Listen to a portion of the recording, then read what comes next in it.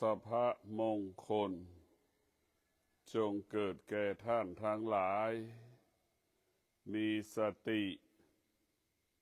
ดำรงตนด้วยสมาธิชีวิตปกติตลอดกาลดำรงตนด้วยสมาธิทุกย่างก้าวรู้นั่งรู้นอนรู้ยืนรู้รับประทานอาหารรู้อุจจาระปัสสาวะรู้เมื่อเรามีสมาธิรู้ในอริยบททั้งสี่มีสติรู้ในอริยบทต่างๆจิตเราอยู่ที่กายจิตเราก็ปกติจิตเราก็สงบจิตเราไม่วุ่นวายจิตอยู่ที่กายจิตอยู่กับกายมีแต่คำว่าความสงบสุขตลอดกาลเมื่อจิตอยู่กับกายจิตนั่นก็จะเกิดคำว่าพัฒนาได้ง่ายมีการเปลี่ยนแปลงไปสู่ความดีงามได้ง่ายยิ่งขึ้นไปดังจิตที่มันสงบกับจิตที่ไม่สงบย่อมแตกต่างกันจิตที่ไม่สงบจิตมันออกนอกกายเหมือนนกออกจากรังเหมือนนกออกจากกรงจิตอยู่ในกายก็เหมือนเราอยู่ในบ้านกายเราเหมือนบ้านจิตเรานั่นเหมือนคนอยู่ในบ้านความสงบมันเกิดถ้าจิตออกนอกกายจิตนั้นก็ไม่สงบวุ่นวายเหมือนนกบินออกจากกรงพวกเราต้องมีสติรู้ธรรมชาติของจิตที่ได้รับการฝึกฝนกับจิตที่ไม่รับการฝึกฝนย่อมแตกต่างจิตที่ฝึกฝนก็จะเลือกเอาสิ่งที่เป็นประโยชน์เกิดประโยชน์มอบให้กับกายมอบให้กับใจจิตที่ไม่ได้ฝึกก็จะเอาสิ่งที่ไม่ดีมอบให้กายให้ใจการฝึกจิตของเราก็ให้เรารู้เรื่องร่างกายของเรานั่นแหละเป็นบ่อเกิดแห่งธรรมะให้เรารู้ว่าร่างกายของเรานั่น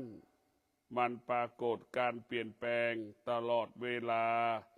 มันเปลี่ยนแปลงตลอดการเวลาทุกลมหายใจโดยเราไม่รู้สึกตัวดังเช่นความแก่ที่มันปรากฏกับเราวันนั้นเราก็เป็นทารกแรกเกิดเราจะมาสัมผัสกับความแก่ได้ตอนอายุ60เราจะรู้สึกตัวว่าเราแก่คืออายุ60เราสะเทือนหวั่นไหวต่อความแก่ก็ตอนที่เราอายุ60เราจะรู้ว่าเราหมดค่าก็ตอนอายุ60เรารู้เลยว่าอายุ60สิ่งที่เราหามาทั้งชีวิตก็ไม่มีค่าสิ่งที่เราครอบครองมาทั้งชีวิตก็ไม่มีค่าเพราะไม่มีค่าก็เพราะว่ามันแก่เพราะเราเอาจิตไปผูกกับคำว่ามันแก่ไอ้ความแก่เหล่านี้แหละจึงทำให้เรานั่นเป็นทุกข์ความแก่เหล่านี้ทำให้เราเป็นทุกข์ความแก่เหล่านี้เราจะทำอะไรมันก็มาขวางไปหมดขวางเราไปหมดมันแก่เราจะขวางเราจะทำสิ่งนั้นมันก็จะบอกว่าเราแก่จะทำสิ่งนี้มันก็บอกว่าเราแก่มาขวางเราหมดมาขวางกั้นเราทุกประการมันมีสติให้เราอย่าไปประมาทในความแก่ให้เรามีสติรู้นั่นไม่ประมาทในความแก่ให้เรามีสติรู้ตั้งมั่นดำรงตนไม่ประมาทเพราะความแก่ปรากฏแล้วนะมันก็จะบอกให้เรารู้แบบนั้นเมื่อเราได้รับพิจารณาฝึกฝนอบรมจิต จิตนั้นก็จะต้อนรับเอาปัญญาจิตนั้นก็แสวงหาปัญญาจิตนั้นก็อุดมสมบูรณ์ด้วยปัญญาจิตที่อุดมสมบูรณ์ด้วยปัญญาก็เหมือนชีวิตที่เราอุดมสมบูรณ์ด้วยทรัพย์สมบัติปัจจัยสี่เครื่องอำนวยความสะดวกทุกอย่างเป็นเช่นนั้นเป็นแบบนั้นแหละแต่ตรงกันข้ามกันเฉยๆจิตที่งอกงามด้วยปัญญาจิตนั้นจะมีความสุขจิตนั้นจะเกิดความสงบสุขจิตนั้นจะนิ่งจิตนั้นจะไม่หวั่นไหวจิตที่งอกงามด้วยปัญญาจิตที่อุดมสมบูรณ์ด้วยปัญญาจิตนั้นจะสงบนิ่งตลอดกาล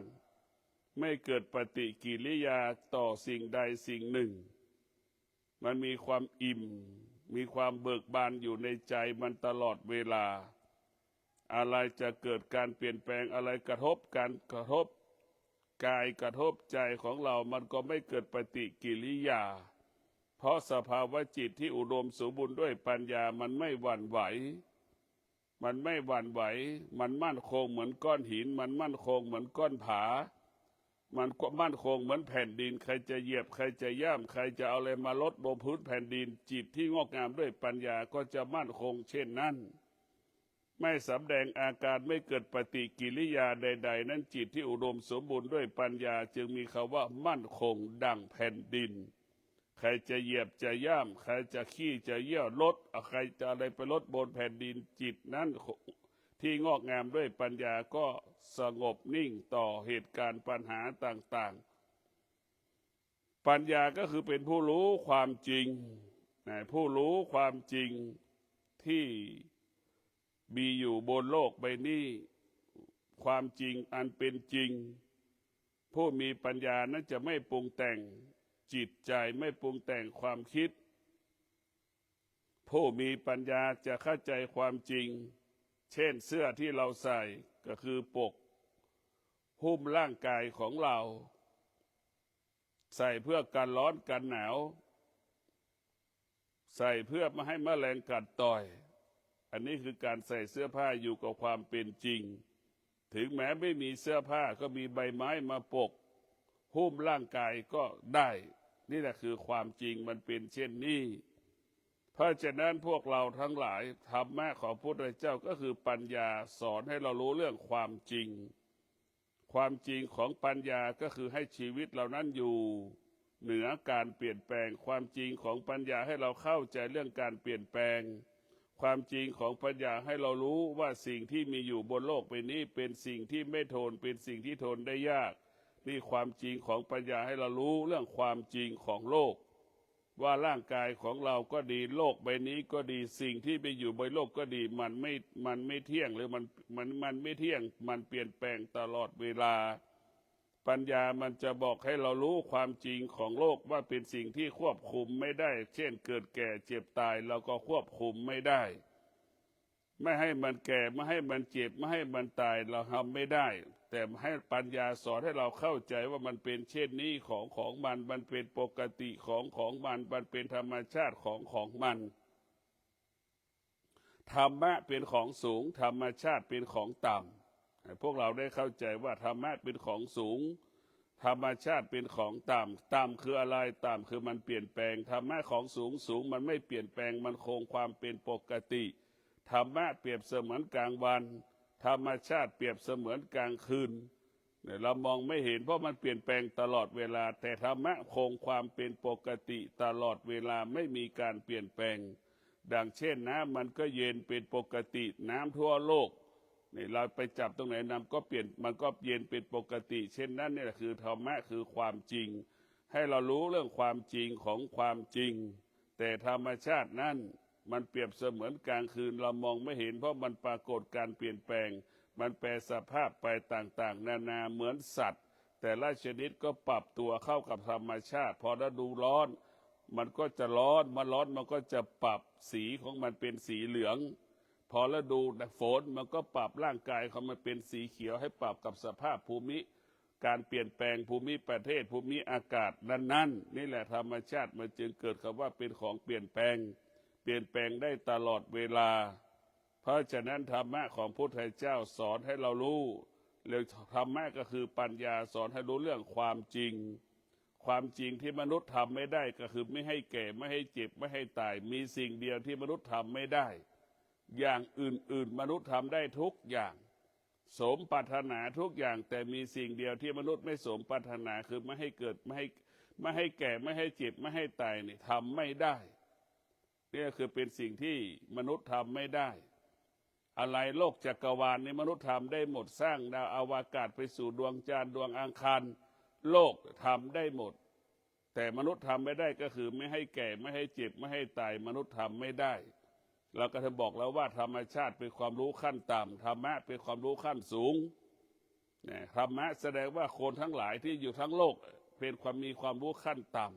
ำเป็นความรู้ขั้นต่ำแต่ธรรมะของพระพุทธเจ้าเป็นความรู้ขั้นสูงจึงรู้ว่าธรรมะของพระพุทธเจ้านี่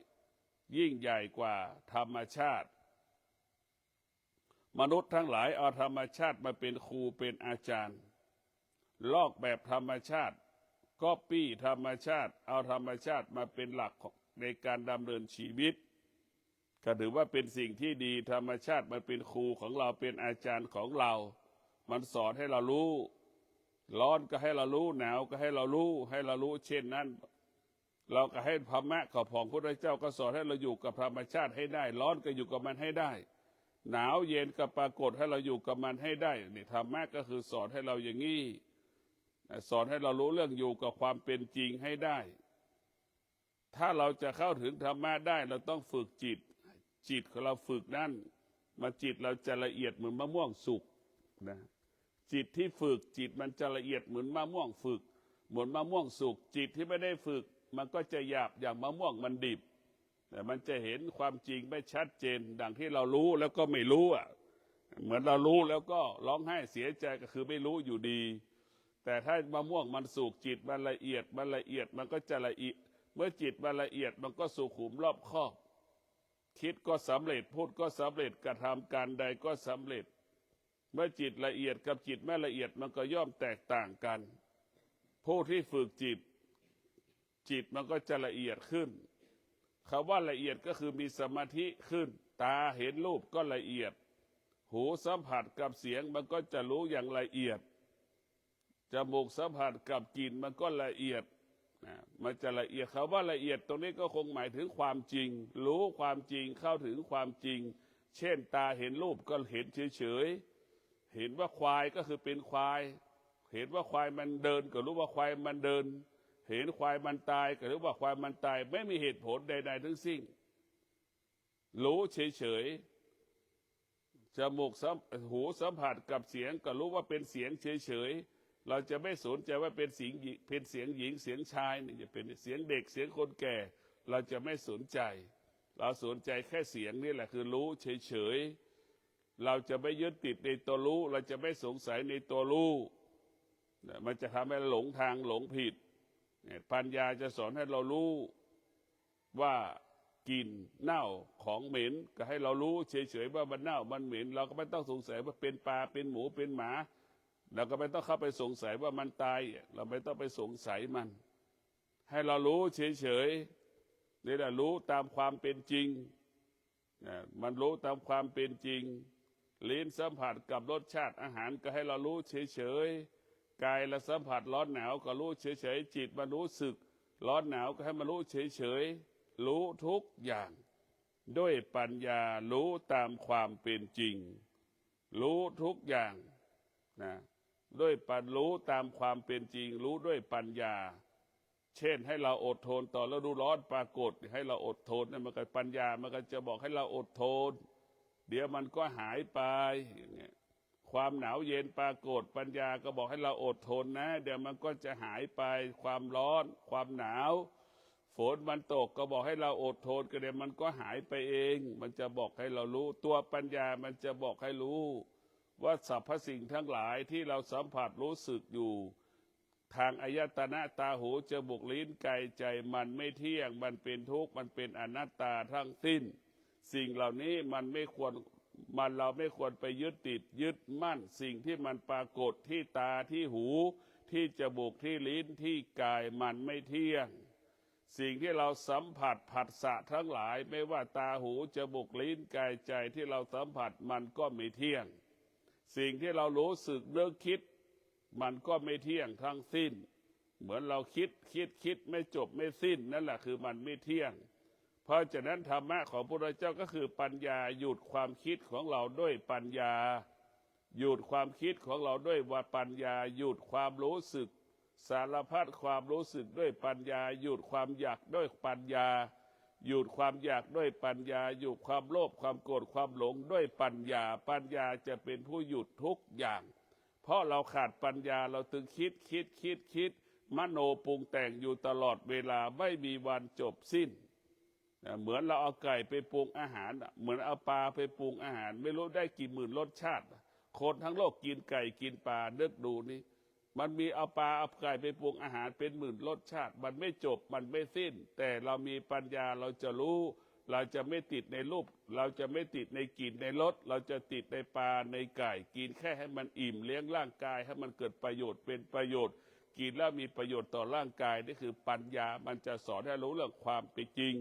ถ้าเราขาดปัญญาเราก็ไปติดในรส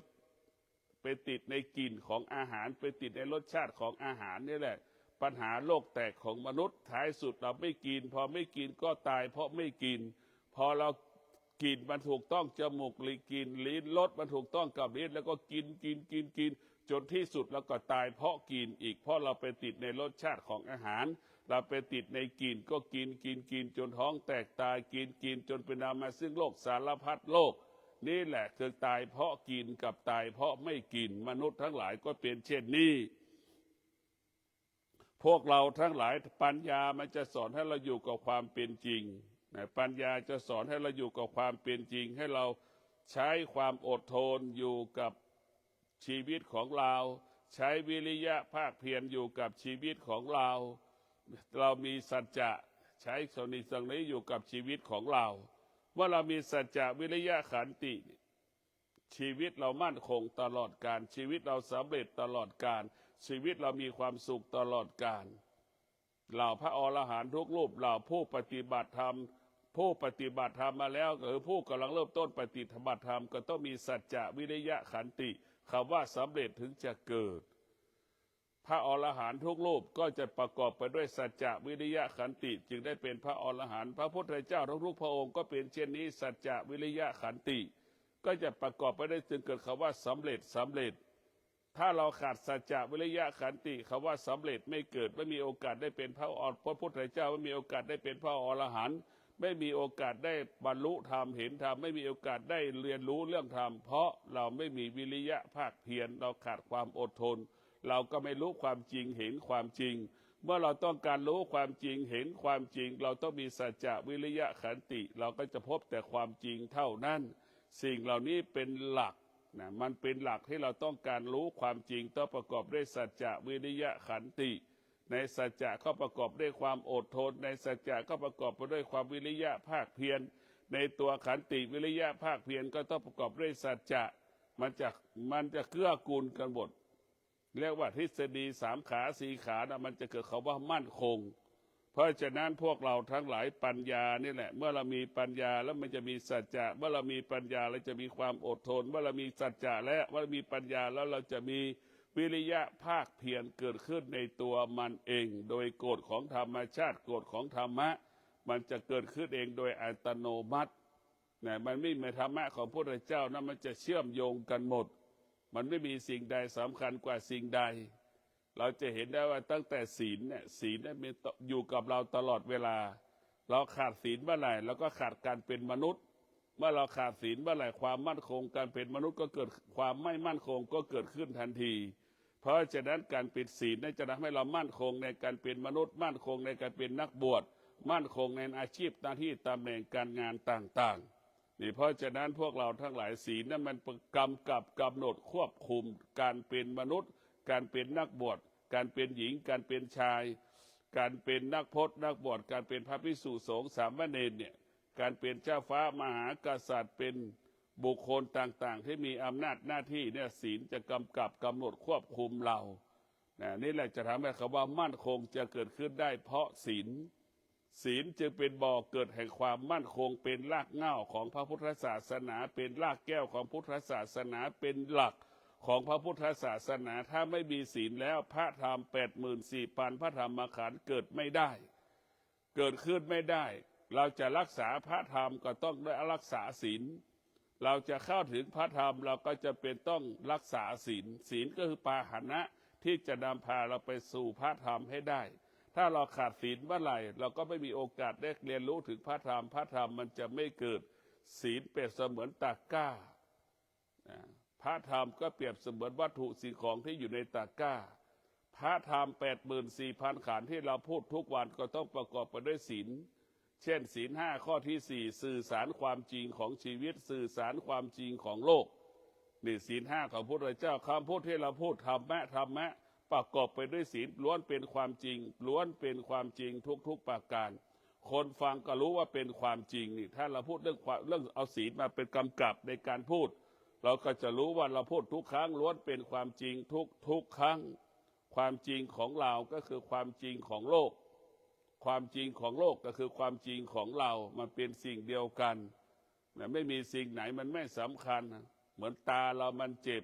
มันก็มีปัญหาในการรับรู้ต่างๆจะเดินเข้าห้องน้ำก็ลำบากจะเดินไปตรงโน้นตรงนี้ก็ลำบากเราจะเห็นว่าตาเรามีความสำคัญหูก็เช่นเดียวกันมีความสำคัญในการรับรู้เรื่องเสียงใครจะพูดอะไรมาเราก็ไม่ได้ยินเนี่ยเป็นปัญหาไปหมดเพราะฉะนั้นพุทธเจ้าว่าไม่มีสิ่งไหนที่สำคัญสรรพสิ่งทั้งหลายมีความสำคัญเสมอเหมือนกันหมดมันเกี่ยวข้องผูกพันเสมอเหมือนกันหมดลิ้นเราเจ็บป่วยกินข้าวไม่ได้มันก็ปรากฏมีปัญหาตามมาอีกนึกดูกันแล้วกันเท้าเรามีแผลเราก็เดินไม่ได้อีกก็มีปัญหาเป็นหมดแล้วนี่แหละคือพวกเราทั้งหลายเห็นว่าความจริงนั้นมันไม่มีสิ่งใดสิ่งหนึ่งที่เป็นความจริงทุกอย่างล้วนเป็นความจริงเกี่ยวข้องผูกพันเสมอเหมือนกันหมดผู้มีปัญญาจึงเห็นสรรพสิ่งทั้งหลายว่ามันเป็นปกติของมันมนุษย์ที่เกิดมาแล้วได้ศึกษาเรียนรู้เรื่องธรรมะก็รู้เรื่องกายว่ากายเรามันไม่เที่ยงเนี่ยเรารู้ว่ากายมันไม่เที่ยงบัดนี้กายเรามันเกิดความเจ็บปวดให้เรารู้ว่าเกิดความเจ็บปวดและให้รู้ไปอีกว่าความเจ็บปวดเกิดขึ้นขนาดหนึ่งเวลาหนึ่งให้เรารู้อย่างนี้ความเจ็บปวดมันเป็นสิ่งที่ไม่ทนความเจ็บปวดเป็นสิ่งที่ทนได้ยากความเจ็บปวดคือก้อนน้ำแข็งเดี๋ยวมันก็ละลายกลายเป็นน้ำเนี่ยมันแปลสภาพของมันเป็นเช่นนี้แล้วว่ามันเปลี่ยนแปลงจากก้อนน้ำแข็งกลายเป็นน้ำก้อนเกลือก็กลายเป็นน้ำก้อนน้ำตาลก็กลายเป็นน้ำให้เราเข้าใจว่ามันเป็นเช่นนั้นของมันพวกเราทั้งหลายกันมีสติพิจารณากายของเรามีสติพิจารณาสิ่งที่เรามีอยู่เป็นอยู่เราต้องรู้ว่าธรรมะเป็นที่พึ่งเบื้องต้นของชีวิตและก็เป็นที่พึ่งเบื้องสุดท้ายของชีวิตของเราตนแลเป็นที่พึ่งแห่งตนเบื้องต้นชีวิตสุดท้ายก็คือตนแลเป็นที่พึ่งแห่งตนเราไม่ได้แต่งงานเราก็พึ่งพาตนเองตนแลเป็นที่พึ่งแห่งตนแต่งงานเราคิดว่าจะพึ่งแม่พึ่งพ่อพึ่งสามีพึ่งภรรยาพึ่งลูกที่สุดมันไม่ใช่เราถูกกิเลสมันหลอกเราคิดว่าเราแต่งงานแล้วมีลูกจะเลี้ยงเราเข้าใจว่าลูกจะดูแลเราลูกจะเป็นที่พึ่งของเราแต่ที่สุดมันไม่ใช่ธรรมะต่างหากเป็นที่พึ่งเบื้องต้นของชีวิตสุดท้ายธรรมะก็เป็นที่พึ่งสุดท้ายของชีวิตของเราตนแลเป็นที่พึ่งของตนมันเป็นเช่นนี้ของมันผู้เป็นพ่อผู้เป็นแม่หรือมนุษย์ทั้งหลายชาวโลกทั้งหลายต้องเข้าใจว่าธรรมะเป็นที่พึ่งเบื้องต้นของเราตนแลเป็นที่พึ่งแห่งตนสุดท้ายธรรมะก็เป็นที่พึ่งสุดท้ายของชีวิตก็คือตนแลเป็นที่พึ่งแห่งตนลูกก็ไม่ได้อยู่กับเราหลานก็ไม่ได้อยู่กับเราเราก็ไม่ได้สามารถอยู่กับหลานกับลูกได้ตลอดเวลาให้เราเข้าใจเช่นนี้นี่คือความจริงการพัดภาคเกิดขึ้นการพัดภาคเป็นกฎของชีวิตการพัดภาคเป็นกฎของชีวิตให้เราเข้าใจความจริงว่ามันเป็นเช่นนี้เป็นแบบนี้ของมันเมื่อเราเข้าใจแล้วเราก็จะไม่เสียใจเพราะเราเข้าใจเรื่องความจริงเราจะไม่โมโหจะไม่หงุดหงิดจะไม่น้อยใจจะไม่สบายใจเราจะไม่โทษว่ามีลูกเป็นอย่างนั้นลูกเป็นอย่างนี้เราจะไม่โทษเพราะเราเข้าใจว่าทุกอย่างมันเปลี่ยนแปลงทุกอย่างมันเปลี่ยนแปลง ทุกอย่างเป็นสิ่งที่ควบคุมไม่ได้ทุกอย่างเป็นสิ่งที่ควบคุมไม่ได้ให้เราเข้าใจทุกอย่างเป็นสิ่งที่ไม่ทนเป็นสิ่งที่ไม่ทนทุกอย่างเป็นสิ่งที่ทนได้ยากให้เราเข้าใจเช่นนี้ว่ามันเป็นอนิจจังทุกขังอนัตตาอนิจจังทุกขังอนัตตามันปรากฏกับชีวิตเราทุกลมหายใจเราไม่ควรมีเหตุผลและสงสัยใดๆทั้งสิ้นที่เราสัมผัสรู้สึกที่เราสัมผัสรู้สึกให้เรารู้ว่าสิ่งที่เราสัมผัสรู้สึกมันเป็นอนิจจังทุกขังอนัตตาตั้งแต่เกิดจนตายตายแล้วเกิดเกิดแล้วตายแล้วก็สัมผัสกับมันเช่นนี้แบบนี้ของมันเพราะฉะนั้นพวกเราทั้งหลายทำไมเกิดมาแล้วจึงทุกข์เราต้องทำไมเกิดแล้วมันจึงเกิดคำว่าความทุกข์เรารู้จักความทุกข์มากกว่าความสุขเราครอบครองความทุกข์มากกว่าครอบครองความสุขเราแสวงหาความสุขความสุขกับหนีเราไปใช่ไหมเราแสวงหาความสุขดิ้นรนหาความสุขความสุขกับวิ่งหนีเราเกลียดเราชังความทุกข์ความทุกข์วิ่งหาเราเห็นไหมมันต่างกันเลยเราก็รู้ว่าอันไหนสุขอันไหนทุกข์ที่แท้จริงความสุขเป็นเหตุให้เกิดความทุกข์ความสุขเป็นเหตุให้เกิดความทุกข์ความสุขเป็นเหตุให้เกิดความทุกข์ความสุขเป็นต้นเหตุแห่งการเกิดทุกข์ทุกข์มันก็เป็นอวิชชาความสุขก็เป็นอวิชชาทั้งหลายมาทำให้เราเห็นสุขเป็นทุกข์เปลี่ยนแปลงหมดเราเปลี่ยนแปลงทั้งสิ้นอวิชชาทั้งหลายมันจะปกปิดเราคิดว่ามันใช่แล้วมันก็ไม่ใช่นะคืออวิชชาตอนที่เราแก่คิดว่ามันจะสงบสุขคิดว่ามันจะมีความสุขมันก็ไม่ใช่คิดว่าแก่แล้วจะสบายเนี่ยอวิชชาทั้งสิ้นมันหลอกเราตลอดเรียกว่ากิเลสมันหลอกเราถ้าผู้ที่มีวิชาเข้าใจตลอดเวลาดวงจิตที่ประกอบด้วยวิชาจะรู้ตลอดเวลาว่าตนแลเป็นที่พึ่งแห่งตนเนี่ยวิชาจะเป็นอย่างนี้เข้าใจความจริงรู้ความจริงลูกหลานจะอยู่ไม่อยู่ก็อยู่ได้ตัวเองได้พึ่งพาตัวเองได้ตนแลเป็นที่พึ่งแห่งตนเรามีวิชาแล้วเราจะอดทนเรามีวิชาแล้วจะมีวิริยะภาคเพียรอยู่กับเหตุการณ์นั้นๆอยู่กับปัญหานั้นๆได้นี่แหละพวกเราทั้งหลายทุกข์วิ่งหาเราสุขวิ่งออกจากตัวเราเห็นไหมทุกข์วิ่งเข้าหาตัวเราสุขวิ่งออกจากตัวของเราสุขเราไม่ต้องทุกข์เราไม่ต้องแสวงหาเลยเห็นไหมมันต่างกันสุขแล้วกับแสวงหามันนี่คือความคิดผิดของมนุษย์ทั้งหลายสุขก็ดีทุกข์ก็ดีมันอยู่เนื้อเดียวกันหมดดังมะม่วงดิบกับมะม่วงสุกมะม่วงดิบกว่ามันแก่แล้วมันจะเหลืองเรียกว่ามะม่วงสุกเราแยกได้ตรงไหนว่าอันไหนสุกอันไหนมันดิบอันไหนมันสุกเราแยกไม่ได้สุขกับทุกข์ก็อยู่เนื้อเดียวกันดังมะม่วงดิบกับมะม่วงสุกพอมันแก่แล้วมันก็สุกนั่นแหละมันอยู่เนื้อเดียวกันถ้าเราพิจารณาแล้วเราจะเห็นว่ามันอยู่ที่เดียวกันหมดเพียงแต่เราจะเห็นตัวไหนมากที่สุดเราจะเข้าถึงตัวไหนมากที่สุดเพราะฉะนั้นพวกเราทั้งหลายจึงรู้จึงเห็นตามความเป็นจริงด้วยปัญญาด้วยวิชาจะให้เรารู้เห็นตามความเป็นจริงนะส่วนมากเราจะรู้เห็นไม่เป็นความเป็นจริงตาเห็นรูปก็มีอุปทานแล้วจบแล้วตาเห็นรูปก็มีอุปทานตาเห็นรูปก็มีเวทนามันก็เข้ามีความรู้สึกเข้าไปยึดติดเป็นเหตุให้เกิดความสุขความทุกข์นะสุขก็เป็นสุขทุกข์ก็ทุกข์อยู่ในตัวเดียวกันหมดอุปทานเวทนาปรากฏเมื่อตาสัมผัสเป็นสุขเป็นทุกข์ทันทีหูสัมผัสมีอุปทานมีเวทนามันก็เกิดสุขเกิดทุกข์มันจะเป็นอย่างนี้แหละเราเลือกไม่ได้แต่พระพุทธเจ้าจะตัดสุขตัดทุกข์ออกไม่ให้สุขทุกข์เกิดขึ้นที่กายที่ใจรู้ว่าสุขเป็นอนิจจังทุกข์เป็นอนิจจังสุขทุกข์เป็นสิ่งที่ควบคุมไม่ได้สุขทุกข์เป็นสิ่งที่ไม่ทนได้ยากอันนี้คือวิชาจะรู้อย่างนี้แต่ถ้าอาวิชามันจะเป็นสุขเป็นทุกข์ตลอดเวลาเราวิ่งตามมันไม่ทันเรียกว่าเราไม่ทันตามอวิชช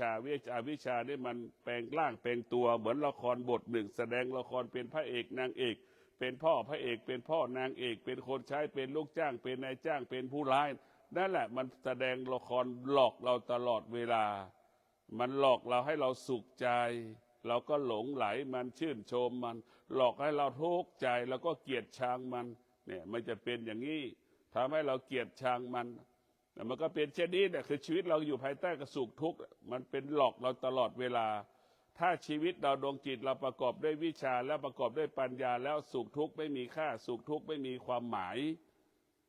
สุขทุกข์มีค่าสำหรับอวิชชาหัวจิตหัวใจที่มีอวิชชาเท่านั้นจึงมีค่าถ้าดวงจิตที่ประกอบด้วยวิชาและสุขทุกข์ไม่มีค่าแต่สุขทุกข์ไม่มีค่าสำหรับดวงจิตที่มีปัญญาดวงจิตที่ประกอบด้วยวิชาไม่มีค่าสุขทุกข์เวทนาก็มีค่าอุปทานก็ไม่มีค่าวิชาจะอยู่เหนืออุปทานวิชาอยู่เหนือเวทนาเพราะฉะนั้นตาเห็นเฉยๆรู้เห็นเฉยๆรู้เฉยๆจะไม่ยึดติดที่ตาสัมผัสหูสัมผัสจะไม่ยึดติดจะไม่เข้าไปปรุงแต่งว่าเป็นเสียงของหญิงของชายให้เรารู้เฉยๆแค่นั้นเพราะนั่นคือวิชากับปัญญาจะเป็นเช่นนั้น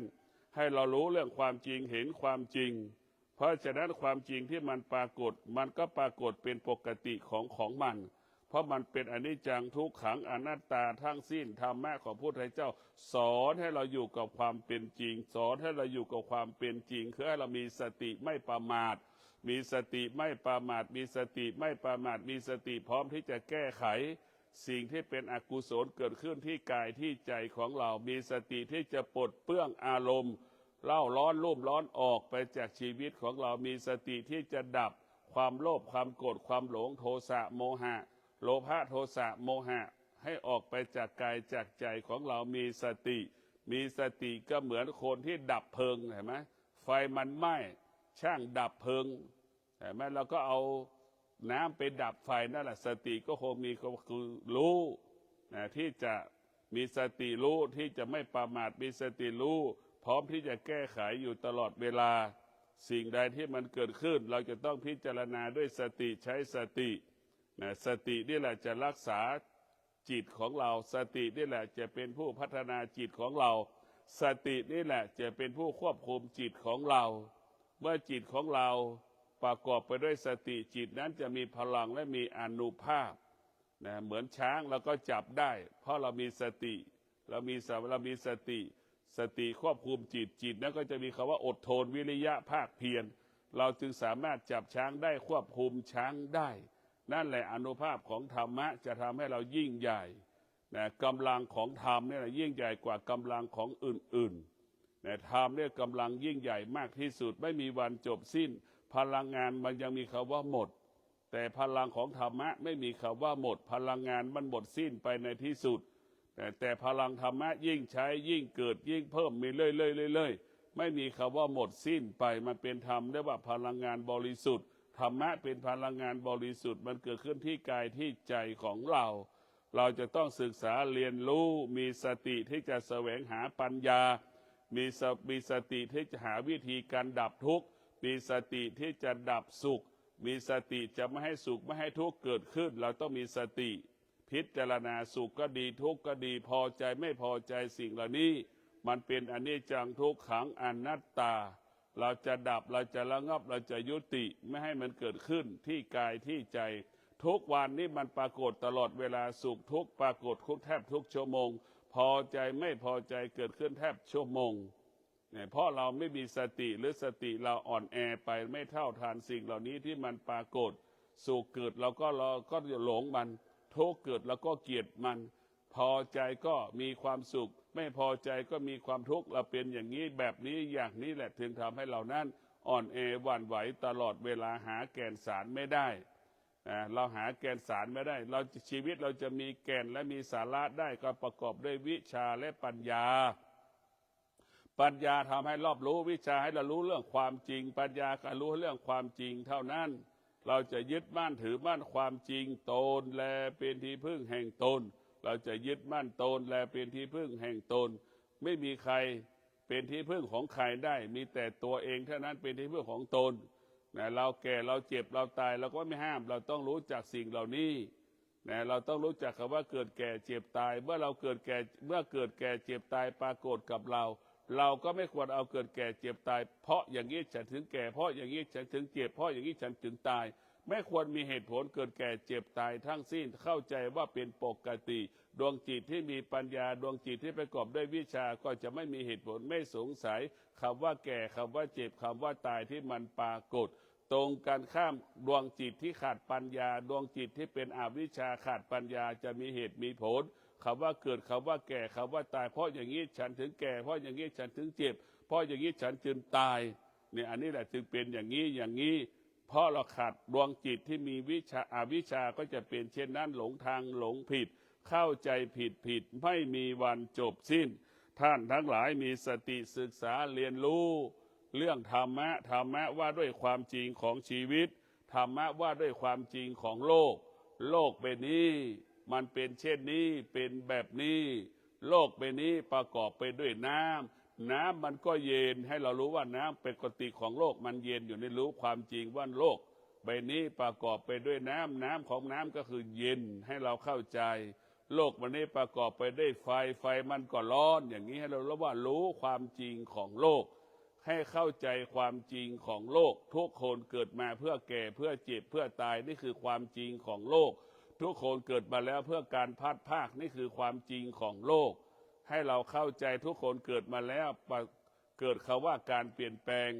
เกิดการเปลี่ยนแปลงทารกและเกิดวันนี้เราเป็นปู่เป็นตาเป็นยายนั่นคือเกิดการเปลี่ยนแปลงให้เราเข้าใจความจริงของโลกเมื่อเราเข้าใจความจริงของโลกเข้าถึงความจริงของโลก